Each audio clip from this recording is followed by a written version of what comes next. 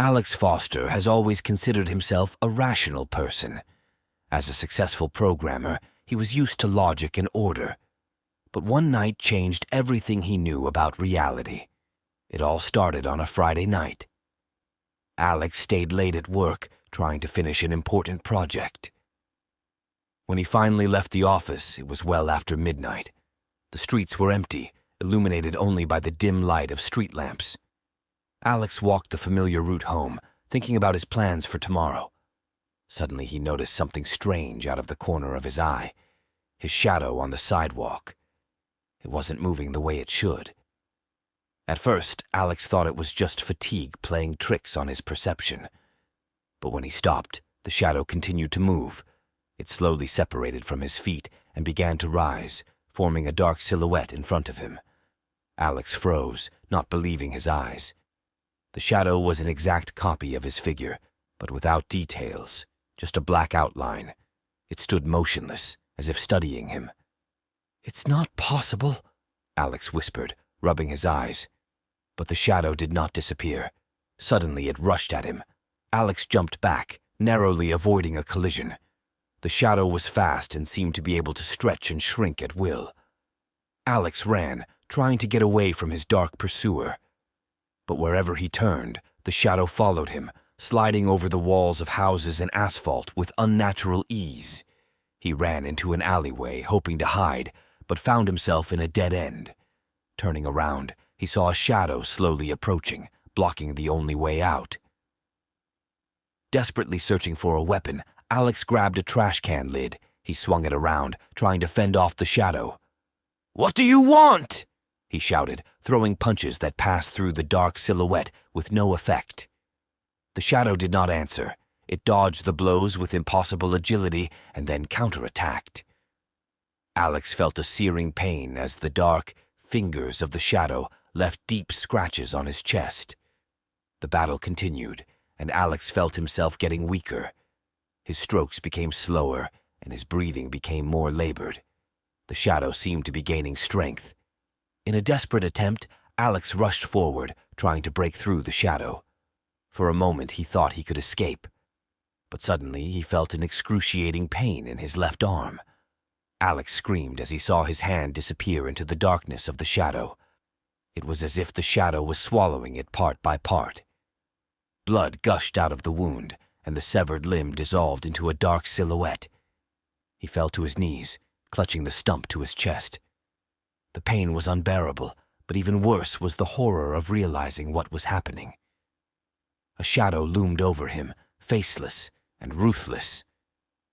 Alex looked up, searching for some kind of explanation, some hint of the motive behind this horror. And then he saw it.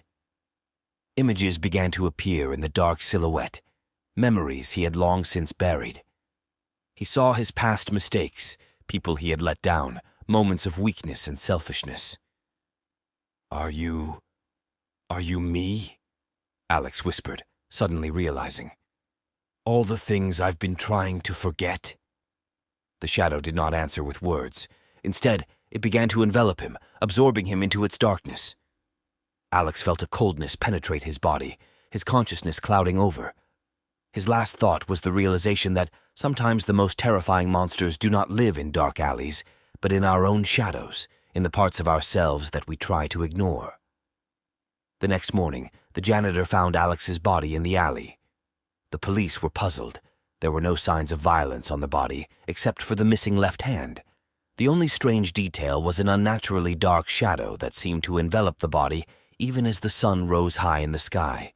And somewhere in the city, a new shadow began its journey, carrying all of Alex Foster's fears, guilt, and secrets, looking for a new victim trying to escape his dark side. 5 high school friends, Jason, Emily, Tyler, Zoe, and Kevin, lived in the small town of Willow Creek, Massachusetts. Their summer was going to be boring until they heard about the old Blackwood mansion on the outskirts of town. The house had been abandoned for over 50 years, ever since the entire Blackwood family mysteriously disappeared one summer night in 1972. There were rumors of ghosts, curses, and dark rituals. One hot August evening, the friends decided to investigate the mansion. Armed with flashlights and cameras on their phones, they made their way through the overgrown garden to the gloomy building. "Are you sure this is a good idea?" Zoe asked nervously as they approached the shabby front door. "Don't be such a wuss." Tyler smiled, pushing the door open. It opened with an eerie creak. Inside, the air was stale and heavy. Dust swirled in the beams of their flashlights. They moved slowly through the cluttered lobby, looking at the antique furniture and faded paintings on the walls. "Look, there's still pictures of the Blackwoods hanging here," Emily whispered, pointing to a large family photo. It showed a stern, middle-aged couple with 3 children, 2 boys, and a girl. Suddenly, there was a crash upstairs. Everyone jumped. "Probably just something old fell down," Kevin laughed nervously. They climbed the creaking stairs to the 2nd floor. A long, dark corridor led to several closed doors. "Let's split up so we can take a quick look around," Jason suggested. Emily and Tyler went into one room, Zoe and Kevin into another, and Jason decided to explore the office at the end of the hallway. A few minutes passed. Jason was flipping through some old books in the study when he heard a muffled scream. He ran out into the hallway and was confronted by a terrified Emily and Tyler. "Something's in the mirror," Emily said in a trembling voice. "A face. It wasn't our reflection." Before they could recover, they heard another scream, this time from Zoe. The 3 friends rushed to the room where Zoe and Kevin were. The door was closed. They heard Zoe screaming and banging on the other side. Jason and Tyler tried to break down the door, but in vain. Suddenly, the screaming stopped. An eerie silence fell. The door slowly opened. The room was empty. Zoe and Kevin were gone. "We have to get out of here!" Emily screamed. They ran for the stairs, but stopped dead in their tracks. A dark figure stood down in the lobby. It slowly raised its head, and the friends were horrified to see that it had no face, only a black void. The figure began to climb the stairs. Tyler grabbed an old vase and threw it at it, but the object passed through the creature as if it were made of smoke. Jason pulled his friends back into the hallway. They ran into the office and barricaded the door. Emily was crying hysterically. Tyler was trying to find another way out. Jason noticed that one of the bookcases looked strange. He pushed on it, and it slid open, revealing a secret passage. "This way!" he shouted as the office door shook under the impact of something from outside. They made their way through a narrow passage that seemed to lead downward. Footsteps could be heard behind them. The passage ended in the basement of the house. They saw a door leading outside and rushed to it. Running out into the fresh air, they did not stop until they were far from the mansion. The police later searched the house, but found no trace of Zoe and Kevin. What was strange was that the Blackwood family photo now showed 5 children instead of 3, and 2 of them looked very much like their missing friends. Jason, Emily, and Tyler never talked about that night again. Mike Harper has always considered himself a rational person. He was a successful lawyer who believed only in facts and logic.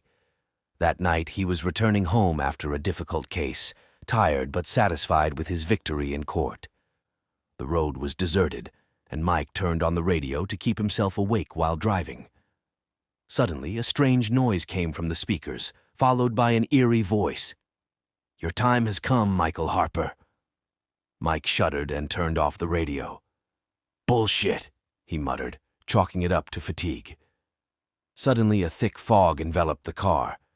Mike slowed down, trying to see the road. He didn't notice how the asphalt under his wheels changed to a dirt path. When the fog cleared a little, Mike was horrified to realize that he was in the middle of a huge cemetery. His car had disappeared, and he was standing between old, mossy tombstones. "This is some kind of ridiculous dream," Mike said to himself, trying to stay calm. He started walking, looking for a way out. Hours passed, but the landscape did not change. Wherever Mike turned, there were only graves, tombs, and old trees with bare branches. The moon hanging over the cemetery seemed unnaturally large and red. Suddenly, Mike heard the sound of footsteps behind him. Turning around, he saw a tall figure in a black hooded cloak. It held a huge scythe in one bony hand and a long curved dagger in the other. Terror gripped Mike. He started running, weaving between the graves. But no matter how fast he ran, the cloaked figure inexorably approached, not quickening his pace. Mike ran until his lungs began to burn. He hid behind a large tombstone, trying to catch his breath. When he looked out, the figure was nowhere to be seen. With a sigh of relief, Mike turned around and came face to face with death. A naked skull with glowing red eyes stared at him from under a hood. "Who are you? What do you want?" Mike shouted, backing away. Death silently raised his dagger. On the blade, Mike saw his name engraved in ancient runes. "No, I'm not ready. I have so much to do," Mike pleaded. But Death was relentless. The dagger came down, and Mike felt a searing pain in his chest. Everything went black. Mike woke up, gasping for breath. He was lying on the damp ground, surrounded by tombstones. The fog was spreading between the graves. In the distance, he saw a familiar figure in a black cloak. It happened again and again. Mike ran, hid, begged, but each time it ended with a dagger in his chest. And each time he woke up to start all over again. He lost track of time, days, weeks, years. Mike didn't know anymore. He tried to stay awake, looking for ways to outwit death, but in vain. One day, exhausted by the endless chase, Mike simply stopped and turned to face his pursuer. "I'm ready," he said tiredly.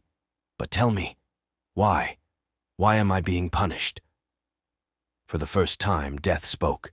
His voice was like the rustling of fallen leaves. "This is not a punishment, Michael Harper. This is a lesson. You've always thought you were in control of your life, but there are things that are beyond human logic and will." "And now what?" Mike asked. "Now you have a choice," replied Death. "Accept your fate or run away from it forever." Mike looked at the dagger in Death's hand for a long time, then he nodded slowly. This time, when the dagger came down, there was no pain. Instead, Mike felt his soul being freed from the burden of fear and doubt. He opened his eyes and saw that he was standing in a green meadow under a clear sky. The cemetery had disappeared. "Welcome home," he heard a voice behind him, but it was no longer a horrible figure with a scythe, but a light creature holding out his hand. Lisa Carter has always been a daddy's girl.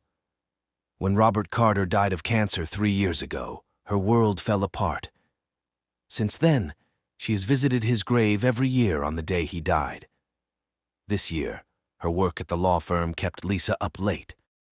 She arrived at the cemetery after sunset. The sky was overcast with heavy clouds, portending a storm. Lisa walked along the familiar path, holding a bouquet of lilies, her father's favorite flower. She stopped at his grave and laid the flowers down. "Hi, Dad," Lisa whispered. "I'm sorry I'm so late. This year has been hard without you." Suddenly, she heard a strange sound, as if something was scratching the ground beneath her feet. Lisa tensed, looking around. The cemetery was empty and eerily quiet. The sound repeated, louder. It was coming from her father's grave. Lisa's heart sank. She stepped back as the ground on the grave began to move. The gravestone cracked, and a horrible creature crawled out of the ground. It had her father's body, but it was distorted and mixed with parts of other corpses. One arm was bony, the other swollen and rotten.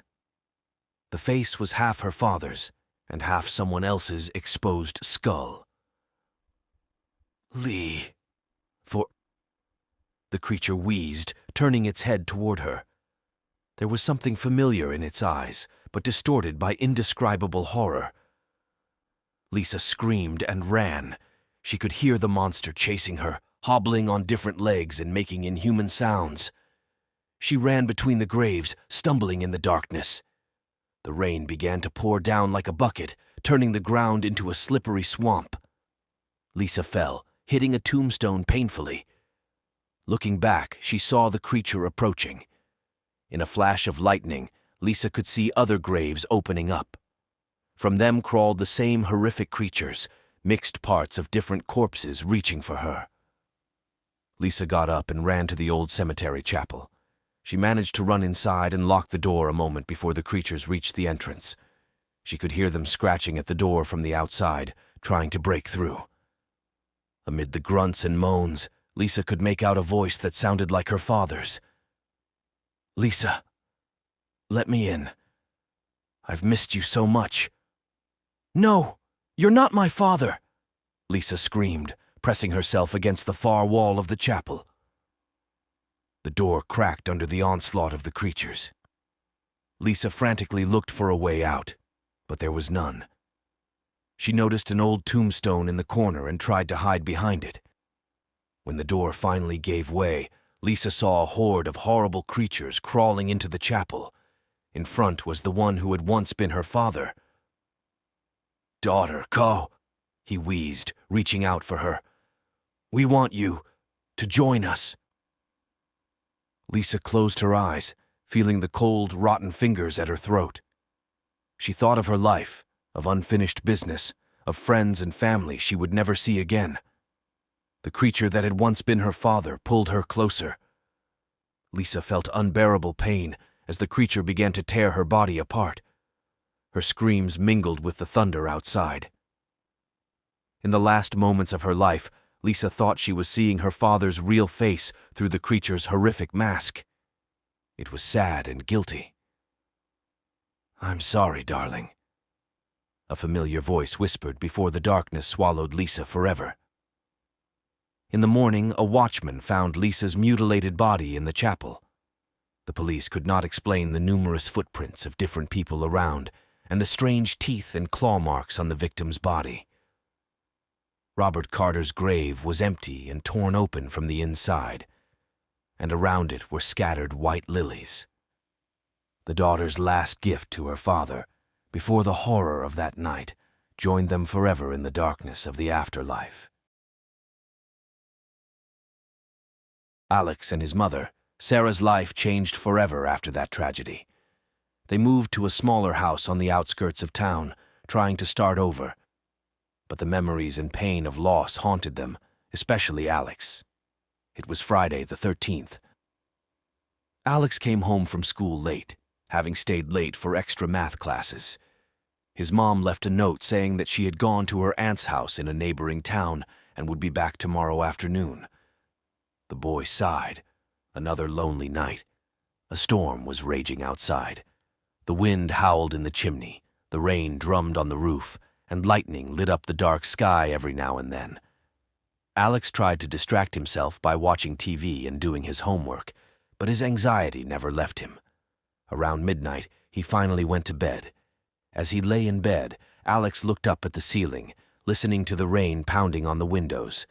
Suddenly, a particularly bright bolt of lightning lit up the room, and in its flash he saw a silhouette outside the window. Alex's heart skipped a beat.